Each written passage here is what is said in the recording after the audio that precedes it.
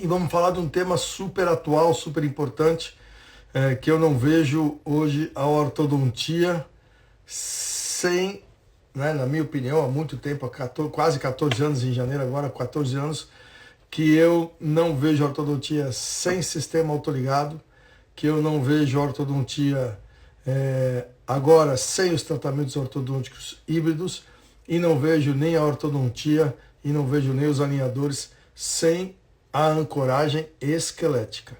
Eu falo que o sistema autoligável ele foi um grande marco, uma grande evolução, um grande avanço na ortodontia, né, de aspecto geral, tanto clínico quanto laboratorial, enfim, todos os aspectos. Mas eu falo que a grande revolução, o que realmente revolucionou a ortodontia, foi o advento dos mini implantes, sejam eles de titânio, sejam eles de aço. A ancoragem esquelética veio para realmente revolucionar a ortodontia, revolucionar os planejamentos ortodônticos, revolucionar os tratamentos ortodônticos. E isso, se você ainda não faz, né, se você ainda não usa, se você ainda não aplica os mini implantes em seu consultório, conselho que eu te dou, corra atrás para ter o conhecimento disso o mais rápido possível, porque, como eu disse agora há pouco, eu não consigo enxergar a ortodontia sem ancoragem esquelética. É rotina, é dia a dia, seja titânio, aço, seja qual for. É rotina, é dia a dia, faz parte do nosso dia clínico. Para vocês terem uma noção, o primeiro treinamento que a gente tem quando contrata um colaborador novo lá na clínica é ensinar para esse dentista, para esse ortodontista, para esse colaborador, a instalação e a remoção de mini implantes. Então, porque a clínica, né, chega pacientes toda hora usando os dispositivos, chega paciente toda hora com a ancoragem esquelética. Então, o primeiro treinamento que nós damos aos nossos colaboradores são sobre os mini implantes, são sobre a instalação de mini implante. O caso clínico hoje está bem legal, um diagnóstico e planejamento bem bacana de um caso onde nós vamos trabalhar com o tratamento ortodôntico híbrido associado à ancoragem esquelética. Tá? Uma mulher de 43 anos e que procurou o nosso colega para fazer um tratamento ortodôntico. Então, como sempre falo lá, que a gente aplica, né, os passos do PEXA, os 10 passos do PEXA para você seguir, para você aplicar, para que você tenha o mesmo sucesso e consiga resolver seus casos clínicos com o sistema autoligável aí no seu consultório. Então, o primeiro passo do PEXA, como sempre e jamais vamos negligenciar, é o nosso diagnóstico. Então, nós começamos e damos uma grande ênfase ao diagnóstico da face. Então, aí nós temos a face da paciente sorrindo, sem estar sorrindo, e lateral. Falo para vocês acrescentarem uma foto lateral sorrindo, porque é muito importante a gente avaliar a relação do incisivo central superior aqui nessa foto frontal, mas também é muito importante a gente avaliar o posicionamento a inclinação vestíbulo-lingual do incisivo na foto ao sorrir, tá? Então sempre incorporem, sempre usem essa foto lateral sorrindo, tá bom? E qual é a queixa principal da paciente? Ela procurou o colega porque ela disse ao colega que ela se sente dentuça e que acha que tem o sorriso estreito, tá? Então, como eu sempre digo em todas as lives, independente de tudo que tem que fazer para ela, de toda a biomecânica, de todo o diagnóstico, esses são os 2 pontos onde nós vamos ter que atacar e deixar ao final do tratamento ela com a satisfação garantida e com aquela sensação de que valeu a pena. Então, sempre anote em algum lugar, dê um destaque bem interessante para a queixa principal do paciente, para que você esteja sempre ligado qual é essa queixa para trabalhar e estar motivando essa paciente durante o tratamento todinho. Então vamos direto, já que é para direto ao ponto da queixa principal da paciente, vamos também direto ao ponto em relação ao nosso diagnóstico. Já que ela se sente dentuça, a gente não tem ali uma foto lateral dela sorrindo, vamos avaliar então a teleradiografia lateral da cabeça da paciente e o que eu observo, o que eu indico que vocês olhem, que vocês observem nessa radiografia lateral. Então, o que eu vejo para definir o posicionamento desse incisivo central superior e baseado nessa queixa da paciente, é a inclinação do incisivo central superior, quer dizer, no sentido vestíbulo lingual. Eu avalio o ângulo nasolabial da paciente e avalio a foto lateral sorrindo, que é a foto que vai me dar a visão estética do sorriso em norma lateral. Tá bom? Então, vamos dar uma olhada nesses pontos aqui para ver como é simples, rápido de a gente avaliar e definir e entender o que é que está acontecendo e se ela realmente é dentuça ou não, o que é que está acontecendo com essa paciente. Então, dentro da inclinação do incisivo central superior, eu não vou lá medir um ponto NA, eu não faço essas medidas, tá? Eu tenho algumas referências, que não sou eu que as criei, elas existem, eu tenho essas referências e eu me baseio por essas referências e pela análise facial do paciente. Então, como que eu avalio a inclinação vestíbulo-lingual do incisivo central superior para saber se eu tenho que vestibularizar esse dente, se eu tenho que lingualizar esse dente, ou se eu posso e devo mantê-lo nessa mesma posição. Então eu comparo o longo eixo do incisivo central superior com o eixo Y de crescimento. Então, vamos dar um zoom para ficar mais nítido e ficar mais fácil da gente entender. E aí, o eixo Y de crescimento, quem lembra? Sella Gnatio. É o longo eixo Y de crescimento. Então, teria que o longo eixo do incisivo estar paralelo. Não sei se dá para você ver aí, pode até parecer que está paralelo, mas quando você vê, ele está até um pouquinho lingualizado. Ele está até um pouquinho verticalizado, esse incisivo. Então, essa é uma maneira simples e prática de você avaliar se esse incisivo central superior está vestibularizado, não está vestibularizado, posso vestibularizar, tenho que lingualizar, ou vou ter que manter essa inclinação desse dente sem precisar estar preso a números, tá? Sem precisar estar preso a números. Então, por essa breve análise, por esse breve estudo, a gente vê que esse incisivo central superior da paciente, que se sente dentuça, ele não está inclinado para vestibular.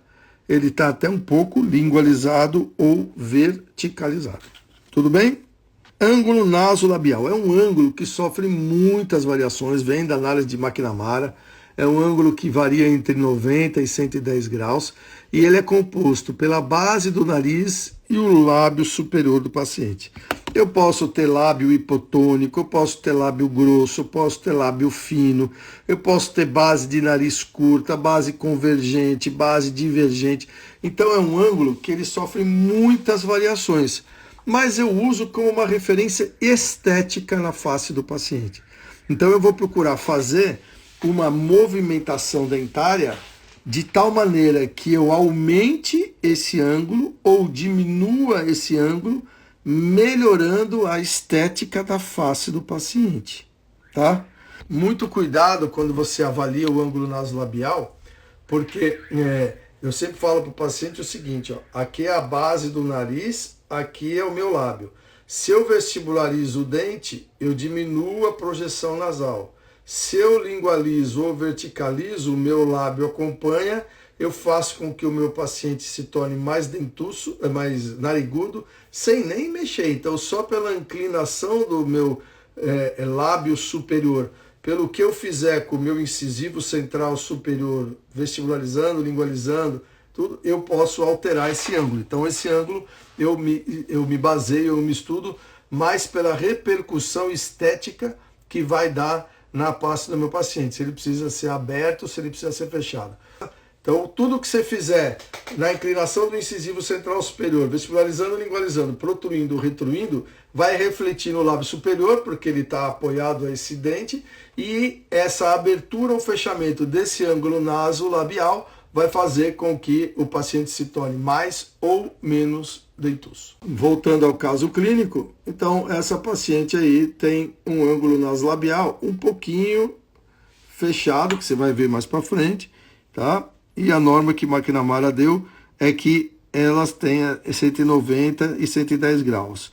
Eu observando, vejo que esse ângulo está um pouco menor, né, do que 90 graus, o que sugeriria um incisivo superior levemente vestibularizado. E a gente acabou de ver na avaliação anterior que esse incisivo superior está verticalizado. Então, o que pode estar acontecendo aí? O incisivo pode estar protruído, né? Então, nós podemos ter uma protrusão dentária e podemos ter as alterações que eu falei que podem sofrer muito esse ângulo, que é a base do nariz, comprimento do lábio, tonicidade do lábio, espessura do lábio, divergência dessa base do nariz. Então, é um ângulo que pode ter grandes variações nessa medida. Vamos ver o ângulo naslabial de perfil, então, já que eu estou sem a foto, eu continuo achando que ele é um pouco fechado, mas que não compromete a estética da paciente. Tem aquela projeção do lábio superior, que deve ter, até, vamos concordar que está um pouquinho projetado e tal, mas eu coloquei no final que é um ângulo, que é uma relação que não compromete tanto a estética, apesar de ser a queixa principal da paciente, né? Não o lábio, mas a se sentir dentuça. Então, o que é a conclusão que eu chego? Nessa inclinação ideal que a gente tem que ter para o incisivo, né, para ela, esse dente está mais verticalizado. Nós acabamos de ver em relação a um longo eixo do incisivo. Agora, o que eu tenho que fazer? Se eu precisar retrair, eu tenho que retrair mantendo a inclinação desse dente. Porque como ele já se apresenta, ela não se queixa de dentuça, então pensa que eu estou refletindo sobre o caso clínico. Ela pensa que ela se acha dentuça. A gente já viu que o incisivo dela não é vestibularizado, pelo contrário, é um pouco verticalizado, é um pouco lingualizado. Então, se eu tiver que fazer alguma biomecânica para diminuir essa protrusão, essa dentuça que ela se sente, eu vou ter que fazer uma retração sem permitir que esse dente ainda incline mais paralingual. Eu vou ter que manter a mesma inclinação vestíbulo-lingual que ele tem no início ao final da minha retração. Tudo bem? Então, o que está acontecendo com essa paciente que ela está se achando dentuça?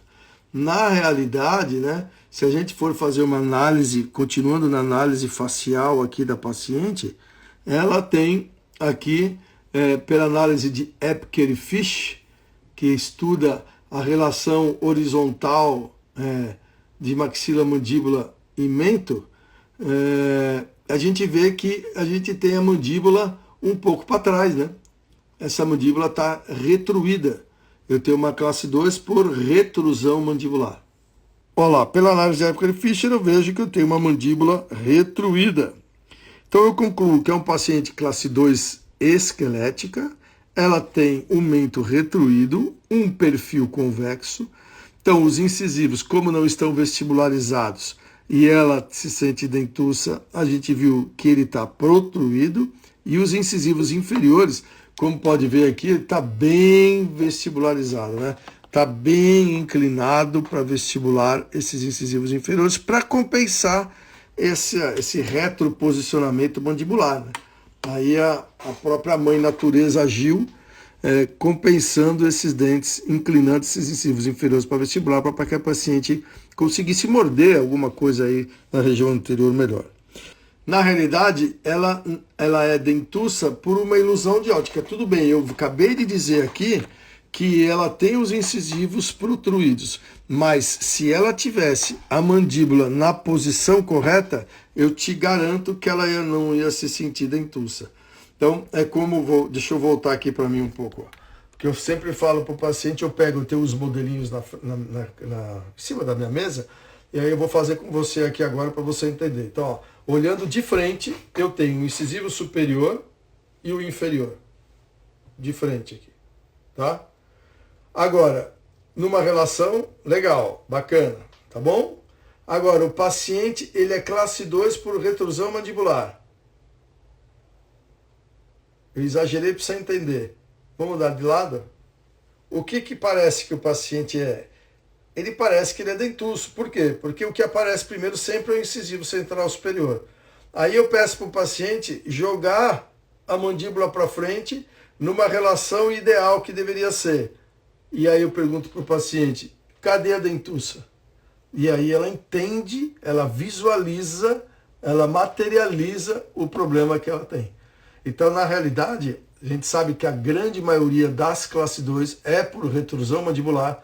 Então, na realidade, essa sensação de se sentir dentuço é uma ilusão de ótica desse retroposicionamento mandibular. Façam sempre isso na clínica. O paciente entender se ele é ou não é dentuço, e para você já fazer uma análise do perfil desse paciente, o que é que você tem que mudar, o que é que você tem que alterar.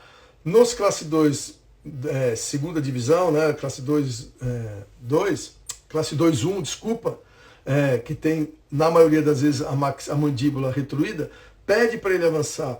Eu, às vezes, tiro foto do paciente de norma lateral e eu peço para ele avançar e tiro foto dele lateral e mostro para ele, ó, como é ele com classe 2 e como vai ser ele classe 1, para ele entender o uso do elástico, para ele entender, às vezes, o uso de um protrator, ou enfim, seja lá um ortopédico, para ele entender que o caso dele não é dentuço. A classe 2 é a retrusão da mandíbula que dá essa ilusão de ótica e que a gente precisa avançar a mandíbula.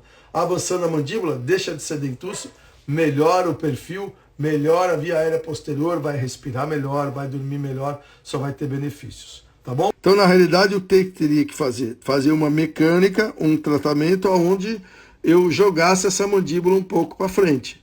Porém, ela já tem quantos anos? 43 anos. Aí, com essa visão que a gente tem, fica um pouco mais difícil de a gente mudar o posicionamento espacial, né? O posicionamento antero-posterior dessa mandíbula. Tá? Não estou chamando ela de velha, porque eu sou bem mais velho que ela, mas nessa idade, com a filosofia que a gente vai aplicar aqui, está aplicando aqui, fica mais difícil de promover um reposicionamento mandibular. Tá bom? Então vamos dar uma olhada nessa oclusão. Quis trazer aqui bem grandão para a gente ver, né? Na live fica mais fácil. Vamos colocar que esse molar desse lado está em classe 1, que os prés estão em classe 1, o canino aí está um pouquinho em classe 2 devido ao apiamento, e percebe que ele já tem uma recessão gengival, né? Você viu que ele já tem uma recessão gengival porque ele foi empurrado para o vestibular devido ao apiamento aqui do 42 e deve ter também um pouquinho de contato prematuro com esse canino superior. Então, está sofrendo um pouquinho, está sendo um pouquinho sobrecarregado aí por essa maloclusão. Vamos dar uma olhada aqui na região frontal, na foto frontal. Eu percebo aqui que o trespasse aí é legal, né? Não tem sobremordida, mas ela tem um desvio das linhas medianas. Ó. A linha mediana inferior ela é mais desviada para a direita em relação à linha mediana superior. Por isso desse apinhamento, por isso desse canino assim. Eu não conheço essa pessoa para poder afirmar, tá? Mas eu tenho quase certeza que isso aconteceu porque houve uma perda precoce do dente 83, do descido 83. Isso na aula que eu falo de dentadura decídua ou mista, é um detalhe importante. O que é que você tem que, às vezes, monitorar? Às vezes eu fico com o paciente 2, 3, 4 anos só monitorando quando ele está em fase decídua ou mista, para intervir no momento correto. Mas o que eu sempre olho durante esse monitoramento que eu faço de 6 em 6, de 9 em 9 meses? Os caninos decíduos, tanto superior quanto inferior. Eles devem esfoliar ao mesmo tempo. Ah, tá caindo o 83 e o 73 ainda está inteirinho, nem começou a reabsorver a raiz. Extrai o outro canino para que não aconteça o que aconteceu com essa paciente que a gente está vendo aqui agora. Eu tenho certeza, não posso afirmar, mas que ela houve uma perda precoce do 83, todo mundo migra para a esquerda, porque ficou o buraco, e o 33 nasce normalmente ali. Então, administrem a queda dos decíduos, dos caninos decíduos, tanto superior quanto inferior. Eles devem esfoliar juntos para evitar desvio de linha média. Tudo bem que com o sistema autoligado ficou mais fácil, mais tranquilo de resolver a linha média, mas é uma coisa a mais para ser resolvida, e apenas extraindo os tecidos ao mesmo tempo, vamos dizer que um cai, o outro não está, você vai extrair o outro, eu não tenho desvio, a linha média mantém na posição correta. Beleza? Uma baita de uma dica clínica, isso eu falo sempre nas aulas. Então eu tenho certeza que essa paciente aqui teve uma perda precoce do 83 aqui, e acabou todo mundo migrando para a esquerda, tá? Se não aconteceu isso, é uma das coisas que normalmente acontece, tá bom? Então vamos lá. Só que aí eu vou avaliar essas linhas médias na face, tá? Então eu vejo o plano sagital mediano, que eu me baseio aqui pelo vértice do V do sulco do lábio superior. Essa linha tem que estar coincidente com esse vértice desse sulco, para que fique esteticamente mais aceitável. E aí eu observo que a linha mediana superior também está desviada para a direita, e a inferior mais ainda. Aí eu coloquei aqui, porque eu não tenho os dados, o colega não quantificou, não colocou lá no site o quanto... Ó, vou dar um zoom aqui maior para vocês verem, chegar mais perto aqui, ó. O quanto que essas linhas estão desviadas. Isso é importante para nós, tá? Saber quantificar. Ah, é 1 milímetro. Não, são 2 milímetros. Não, são 6 milímetros de desvio. Isso é muito importante. Para a gente saber como que a gente vai tratar. Se vai tratar com desgaste, se vai precisar fazer extração. Enfim, a linha mediana superior é um ponto crítico, onde a gente tem que restabelecer a estética do paciente. Então, toda vez que vocês forem submeter um caso lá no site, coloque com o maior número de informações possíveis. Tenham certeza que com isso nós vamos conseguir fazer um planejamento muito melhor, com mais cuidado, com mais detalhe, e devolver para vocês o planejamento muito mais rápido. Então aí, se a gente for parar para pensar, o tamanho de um incisivo central superior, ele gira em média de 9 a 10 milímetros, e de um incisivo inferior de 5 a 6 milímetros. Então, como eu não tinha o parâmetro, eu tive que criar um parâmetro, tá? Então eu coloquei que o desvio superior 40%, eu coloquei uma média aqui, ó, de 4 milímetros de desvio do superior, e no inferior eu coloquei 6 milímetros, porque é praticamente um incisivo inteiro, todinho, tá? Um incisivo total. Então você vê que é um desvio de linha média superior e inferior bem significativo, tá? Eu não costumo fazer isso, mas como esse caso é um caso que chama um pouco a atenção, e a paciente ela é trigêmea, como vocês vão ver agora, ela tem 2 irmãs, ela gêmea, ela e mais 2. E aí eu tirei a foto das duas para vocês compararem as diferenças esqueléticas de uma irmã, dela no meio e da outra irmã do lado esquerdo.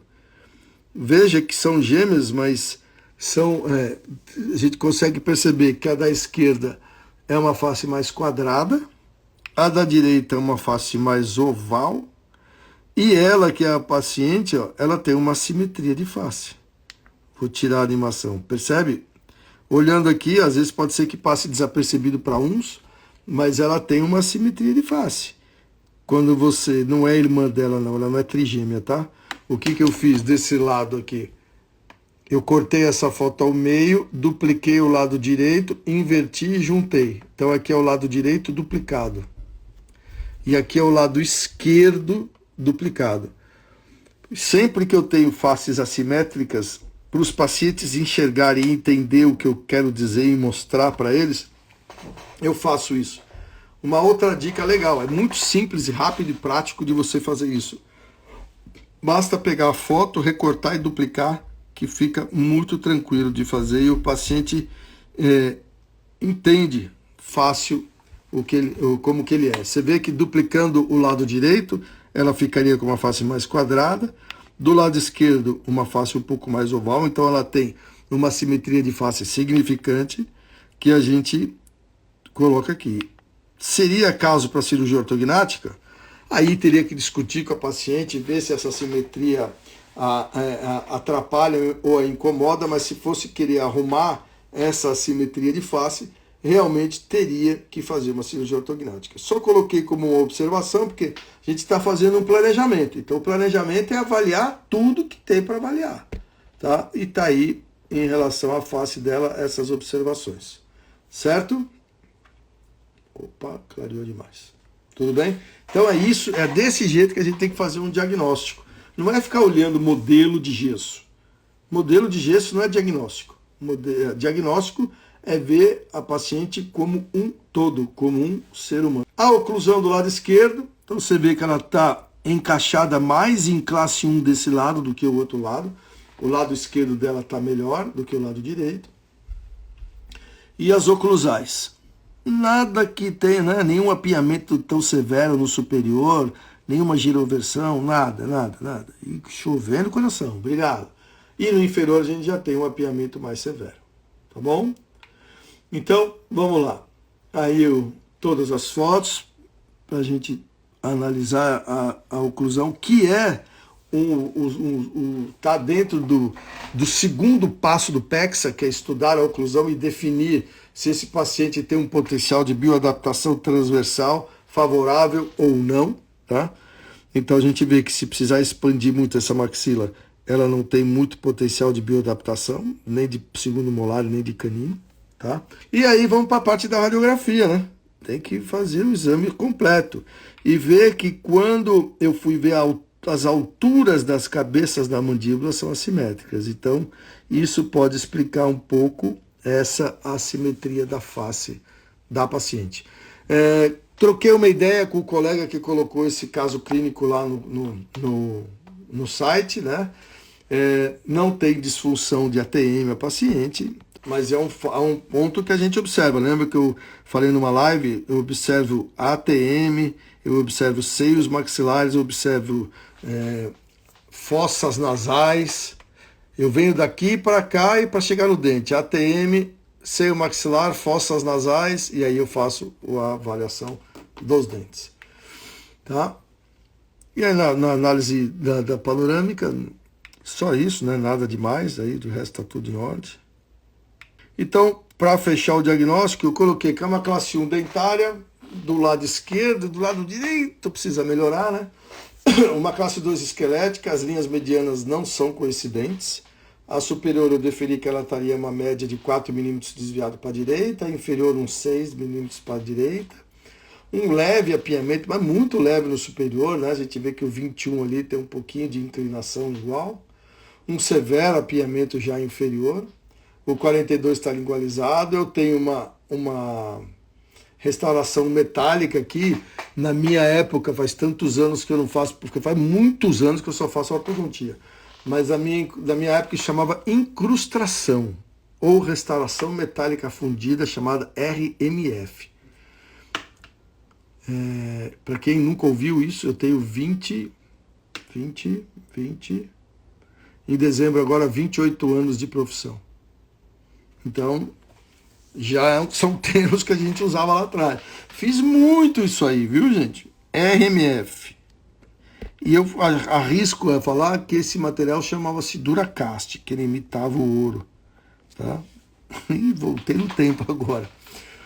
Presença dos quatro terceiros molares, e faltou eu colocar aí que os incisivos inferiores estão vestibularizados, né? Como a gente viu lá na teleradiografia da paciente.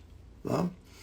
Então, no planejamento, eu tenho que levar em conta esses 3 aspectos. Primeiro, eu tenho a minha linha mediana superior desviada para a direita em 4 milímetros, a minha linha inferior 6 milímetros, porém eu tenho os caninos do lado esquerdo em classe 1.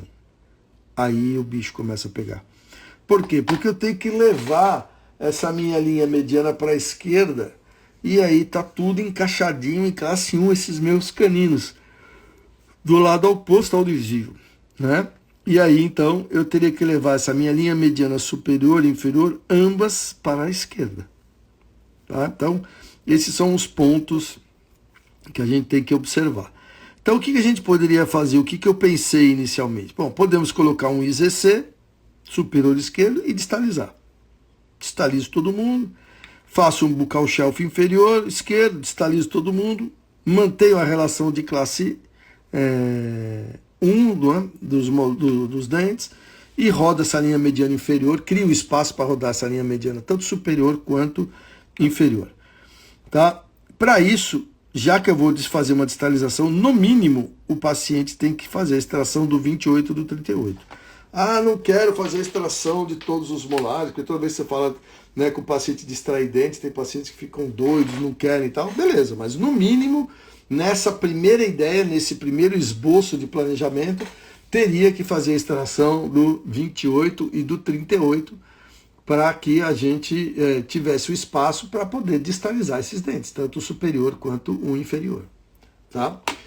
Agora, antes de sair pedindo para extrair, antes de sair para o paciente falando que vai colocar o buccal shelf, que vai colocar o IZC, que vai distalizar, eu tenho que estar atento. Eu estou fazendo o quê? O meu diagnóstico. Então eu tenho que estar atento ao quê?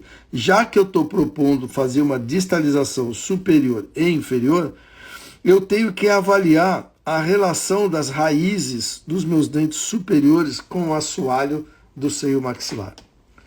Tá? Então, vou até dar um zoom aqui, ó, chegar mais perto para você ver. Ó.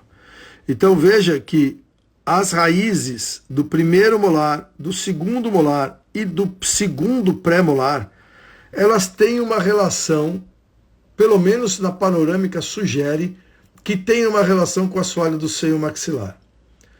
Então, se realmente estiver existindo, se realmente isso estiver acontecendo, será impossível distalizar. Impossível distalizar. Tá? Não remodela esse osso.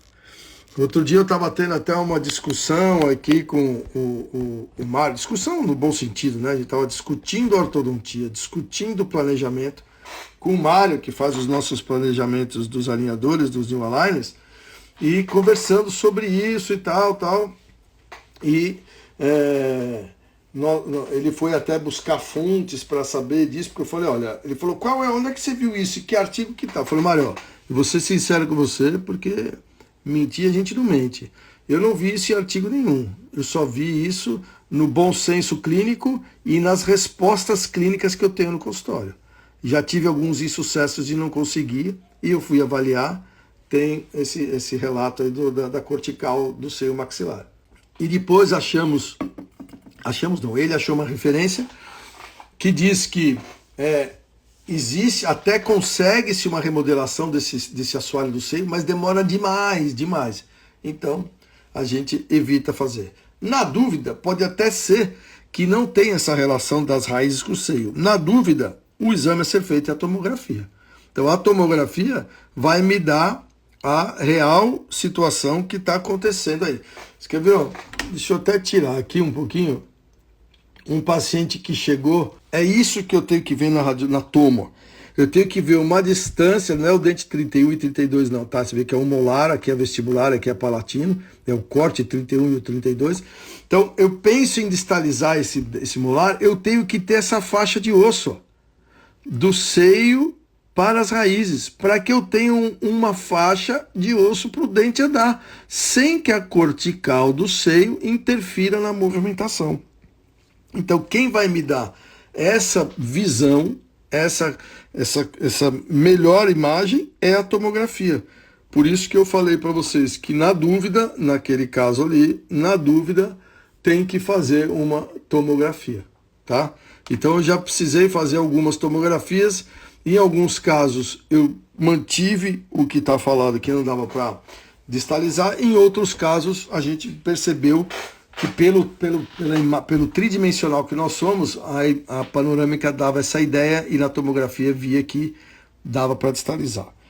Como a paciente não é minha, eu acredito, pela experiência aí que eu tenho e tal, que existe sim uma relação desses ápices radiculares com o seio maxilar. Então, não vou fazer essa mecânica de distalização para criar o espaço para poder rodar essas linhas medianas, tá? Então, a gente vai ter que, a opção seria fazer extração do 24 e do 34. Não tem como, gente. Lembra que está lá em cima, ó. Linha mediana 4 milímetros superior, 6 inferior. Como é que eu vou rodar tudo isso? Tá? Como que eu rodo? Como que além de rodar tudo isso para a esquerda, eu vou continuar mantendo a relação de classe 1 que tem aqui, ó. É tudo em classe 1. Então eu tenho que tirar os press para jogar os caninos, manter em 1 para conseguir espaço para rodar. Tá?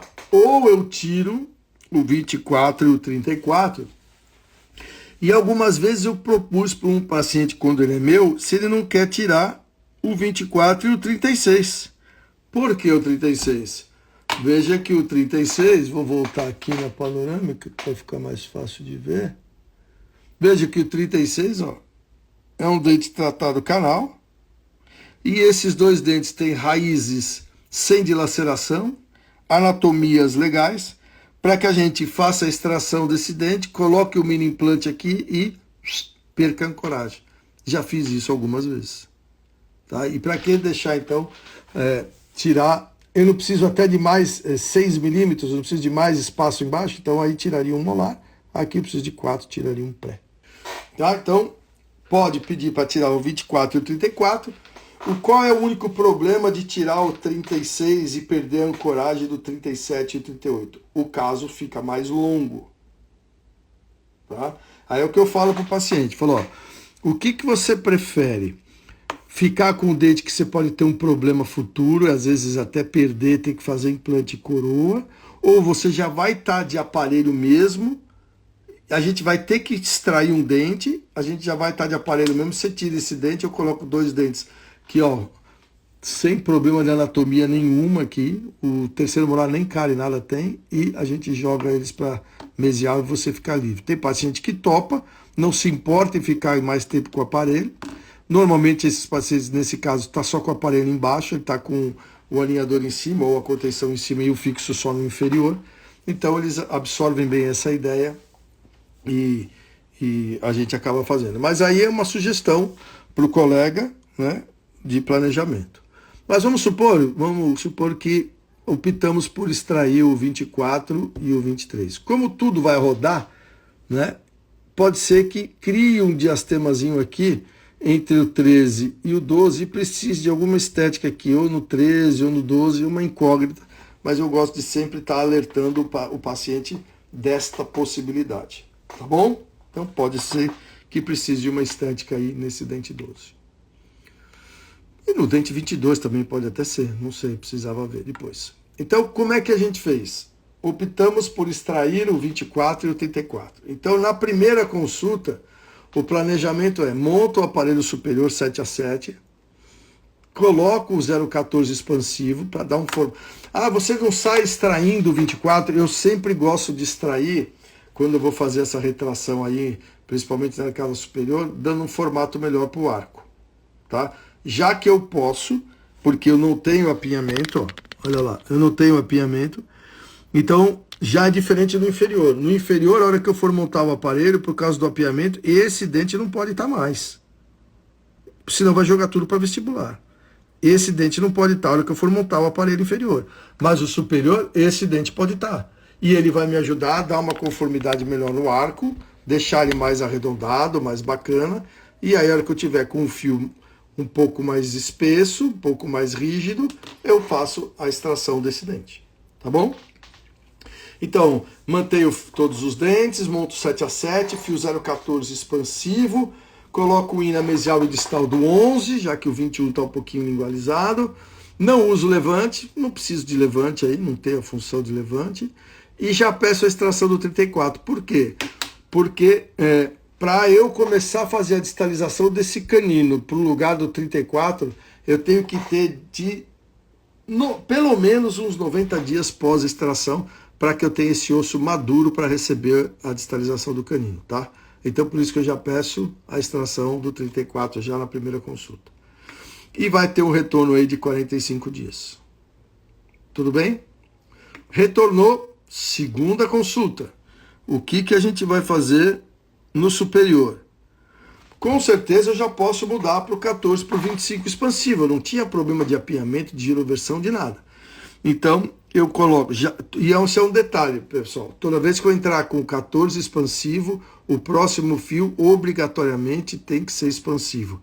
Se por acaso for aço, tem que diagramar pela cera ou pelo modelo do paciente, tá? Não o modelo inicial, mas o modelo ao final da bioadaptação. O IN continua no mesmo local e eu estou ainda refinando a BTM, que é a bioadaptação transversal. Já faço a montagem do inferior, menos o 34, colo a argola no 42. Tá? Não dá para colar bracket no 42.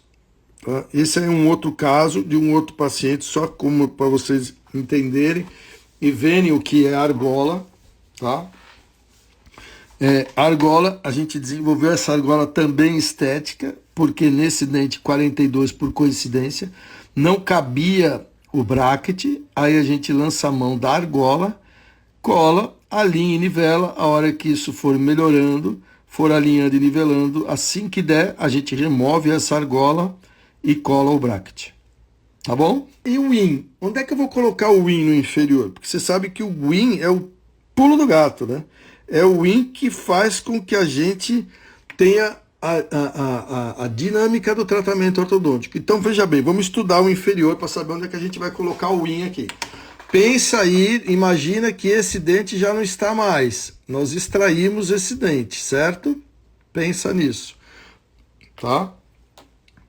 Nós já chegamos à conclusão lá até agora, por que de extrair esse dente, certo? Pessoal que chegou agora, a live vai ficar salva lá no feed nosso, tá bom? Então, a gente tem eu preciso levar essa linha média para esse lado, e eu tenho um apinhamento aqui. Aonde eu vou pôr o IN? O grande segredo do IN é vocês entenderem o que é que vocês vão fazer com excesso de fio causado pela maloclusão. Põe isso na sua cabeça. Entenda o que o excesso do fio, o que é que você vai fazer com o excesso do fio. Ó, o fio vai vir aqui, vai fazer uma curva para cá, vai fazer a curva na argola e vai para lá.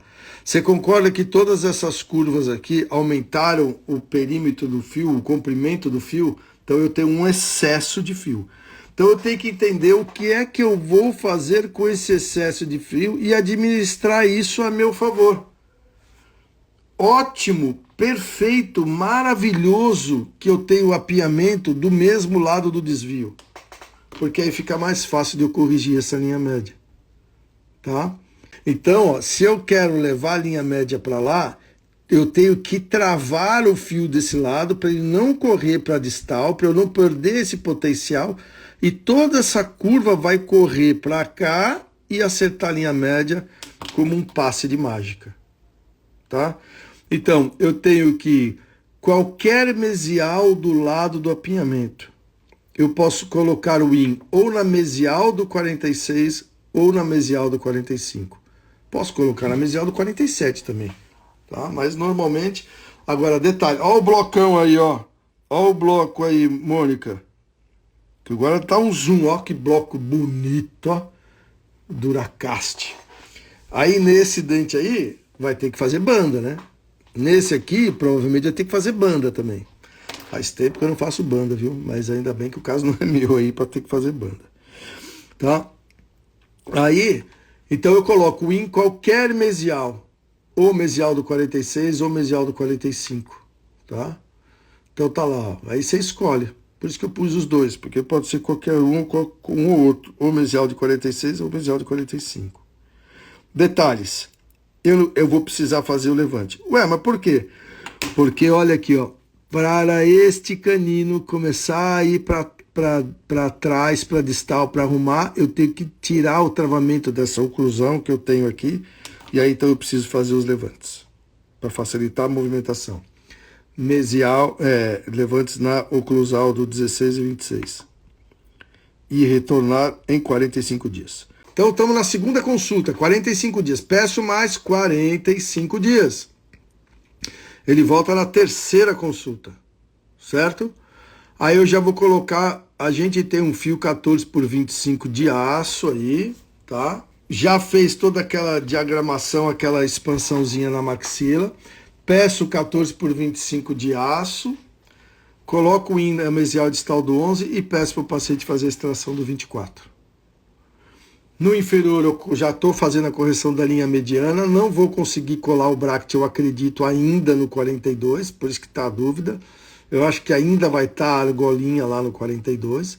Vou manter o win ou no 46 ou no 45, onde a gente escolheu lá.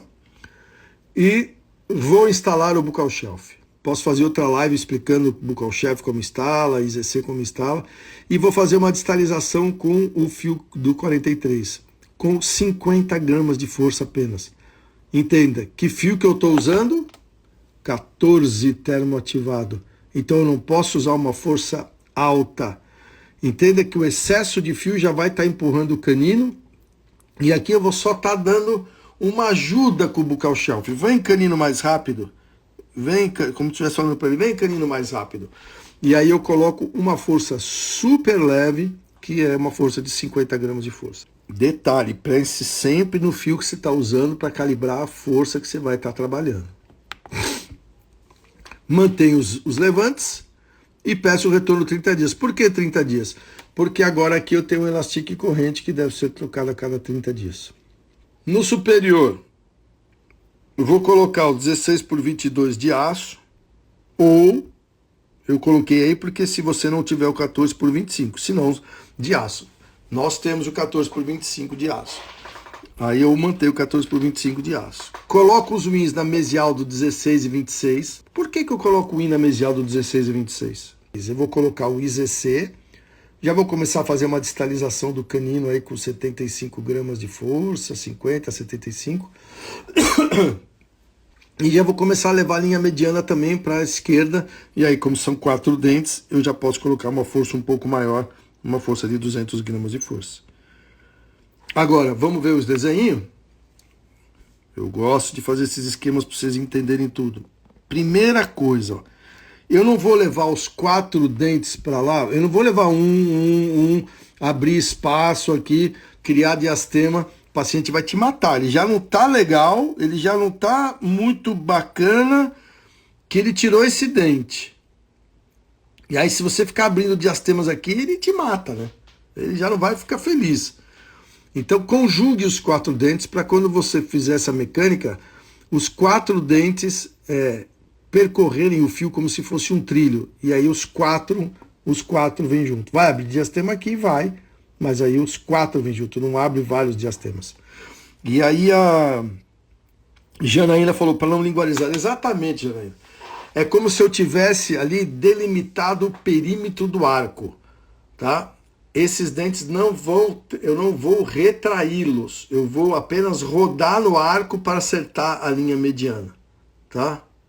Exatamente, Janaína, é como colocar os 2 ômegas, exatamente, acredito não, é isso mesmo. Eu coloco 2 ômegas ou eu coloco 2 wins e delimito, eu segmento aquele arco para que ele não mude o seu perímetro.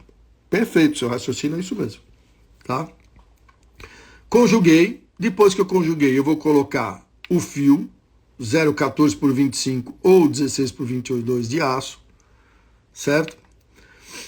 Os wins nas distais do 16 e 26, como a gente acabou de falar aqui agora o porquê dos fios aqui. Então eu vou manter esse perímetro desse arco.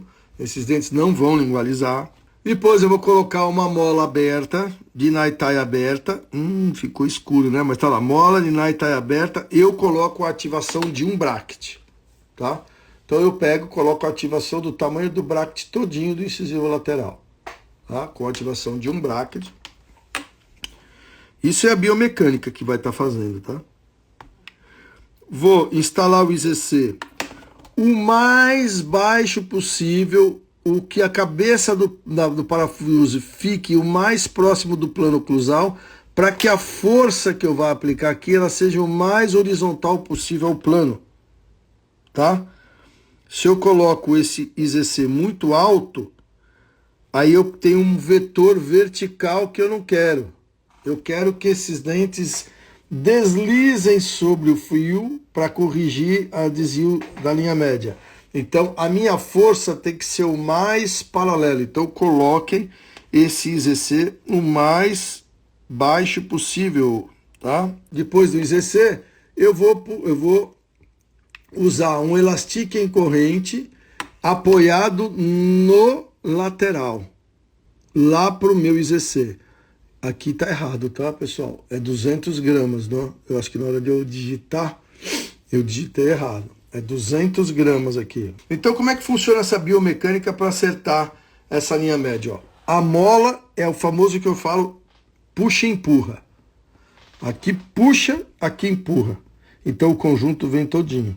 Tá? Não adianta eu puxar só aqui. Eu tenho que ajudar. Então, é o famoso puxa e empurra. O elastique corrente puxa o conjunto dos 4 dentes e a mola empurra. E vou fazer o seguinte, ó, esse elástico que vem aqui, ele vem até o meu IZC, do IZC ele volta e pega o meu canino, com 70 gramas de força. Então é um elástico só. Pode ser até 2, mas dá para usar um elástico só. Então, para eu calcular certinho 200 gramas de força, 70 gramas de força, eu tenho que trabalhar com dinamômetros intrabucais. Tá? Tem que usar dinamômetro intrabucal. Não tem como trabalhar com ortodontia, que diz que emprega força leve, está trabalhando com forças que acha que é leve e não está mensurando nada. Certo? Então essa é a biomecânica, tá? Que a gente vai estar aplicando aí. Tensiômetro ou dinamômetro. São os dois nomes, tensiômetro ou dinamômetro intrabucal, tá? Não é aquele dinamômetro para A e B, porque aquele de A e B a gente usava de 300, 400, 500, 600, 700, 800 gramas de força. É um dinamômetro que vai de 0 a, no máximo, 300, 400, 450 gramas de força, que é o que a gente está trabalhando com forças ortodônticas. Então é um dinamômetro intrabucal. Ou tensiômetro intrabucal. O canino está lá com 50 gramas de força, acho que aí tem que avaliar se já dá para colar o bracket do 42 e vou continuar puxando. Agora é repetição.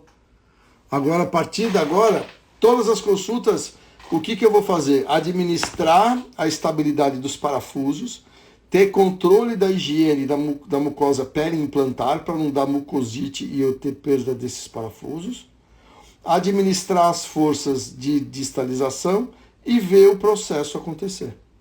E ver a coisa acontecer. Mantenho os levantes e o retorno a cada 30 dias para que eu troque os elásticos em corrente. Veja que eu continuo com a quinta consulta, continuo com a mesma biomecânica. E aqui, com certeza, já consigo colar o bracket do 42, né? Com certeza já vou conseguir colar o bracket. Ainda estou com o fio 014, que eu não acredito que já tenha eliminado todo o apiamento aqui. Aí tem que ver a resposta biológica que vai dando do paciente, para que a gente possa trocar de fio. Lembre-se, não tenha pressa para trocar de fio, tá? Esgote tudo que o 014 tem para dar para você como biomecânica. Eu acredito que essa mecânica se estenda até mais ou menos a 9ª consulta, tá? E que a gente não precise nem avançar fio no inferior. Porque nessa fase agora, a gente vai remover o aparelho e entrar com os alinhadores. Lógico que tudo isso, toda essa biomecânica, toda essa resposta biológica, todo esse passo a passo será acompanhado por mim quando você colocar e subir as fotos do seu paciente lá no site a cada consulta. Então, nós vamos ter um planejamento inicial e a cada consulta você vai fotografando e nós vamos vendo se a resposta que você está tendo, se a resposta que o paciente está dando para você está coincidindo com o que eu planejei, com as fotografias que a gente vai fazendo, e aí pode ser que a gente possa mudar algum planejamento ou não. Vai depender do que é que está acontecendo. Agora, sem as fotos, eu não tenho como avaliar. Então, não esqueçam de colocar as fotos. E, por favor, caprichem nas fotos, tá? Tem foto, às vezes, que a gente sofre para ver o que está querendo mostrar.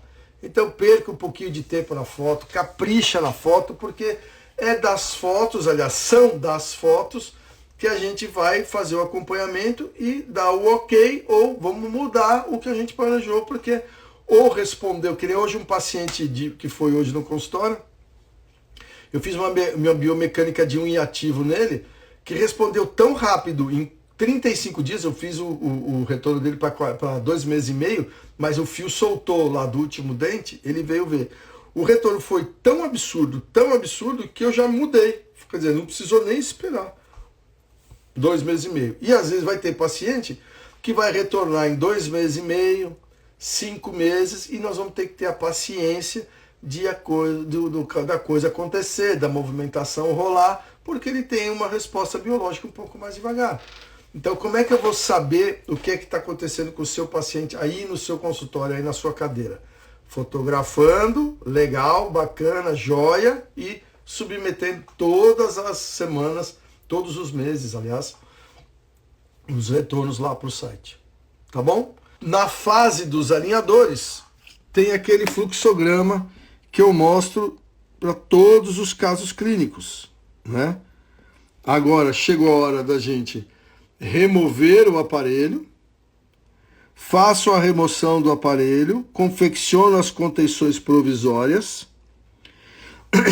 Após a confecção da contenção, é que eu vou pedir o escaneamento. Eu não peço escaneamento, por exemplo, eu não tenho scanner no consultório. Eu estou falando para quem não tem o scanner no consultório. Eu não tenho scanner, então eu primeiro confecciono no consultório 2 plaquinhas que eu chamo de alinhadores 0 ou alinhadores de contenção. Peço para o paciente escanear. Do escaneamento eu mando lá para São Paulo. Em 5 dias úteis eu recebo o setup digital. Aprovei o setup digital? Ótimo. Vão ser impressos os modelos através das impressoras 3D, estampado os alinhadores, e em 14 dias eu estou recebendo os alinhadores no consultório. Tá bom? Então esse é o fluxograma, é isso que você tem que fazer na fase que a gente vai passar agora, que é a segunda fase, que é a fase dos alinhadores. Ok? Eu achei um caso super interessante, uma biomecânica que se usa muito, e que se ficasse com ela só sem os alinhadores, ia para 2 anos com esse aparelho. Tá? Então você vê que 10 meses, 11 meses, pode ser até 1 ano, vai depender da resposta biológica do paciente, como eu acabei de dizer. Ela já está tirando e a gente finaliza com os alinhadores. É um caso que dá para tratar com alinhador? Não dá. Então tem as limitações. Eu acho o seguinte, a gente não pode ser refém de aparelho, né? A gente não vende aparelho, a gente vende tratamento. Então, no consultório, os pacientes, a minha placa, para você ter uma noção, a placa, eu tenho uma casa aqui numa avenida principal da cidade, a minha placa ela tem 4x5, é um outdoor, não é uma placa. Eu tenho uma menina com alinhador na boca como se ela fosse para pôr o alinhador. Então, é o chamariz, que a gente sabe que os alinhadores estão na moda, né? A onda do momento. E o paciente vem, a maioria deles, querendo alinhador. E aí vai de você ter todos os argumentos e entender quando o alinhador é possível, por isso que faz o credenciamento, não sei se você já fez ou não, e no credenciamento vai te dar esse parâmetro, essa bagagem para você saber quando o alinhador é possível começar ou não. E aí quando você explica para o paciente, dá uma aula mesmo, né? Você dá uma aula para o paciente mesmo. E ele enxerga, ele entende, porque você mostra outros casos clínicos, você mostra os benefícios de um sistema, do outro sistema. Eu não tenho tido problema em falar para o paciente que ele vai ficar 8 meses de aparelho fixo, 6 meses de aparelho fixo, 10 meses. O que era de 2 anos, agora está caindo para 6 meses, 8 meses, 10 meses. Então eles estão aceitando muito mesmo os tratamentos ortodônticos híbridos. Tá? Começa a fazer, começa a aplicar, que você vai ver a repercussão positiva que você vai ter no consultório. Tá bom?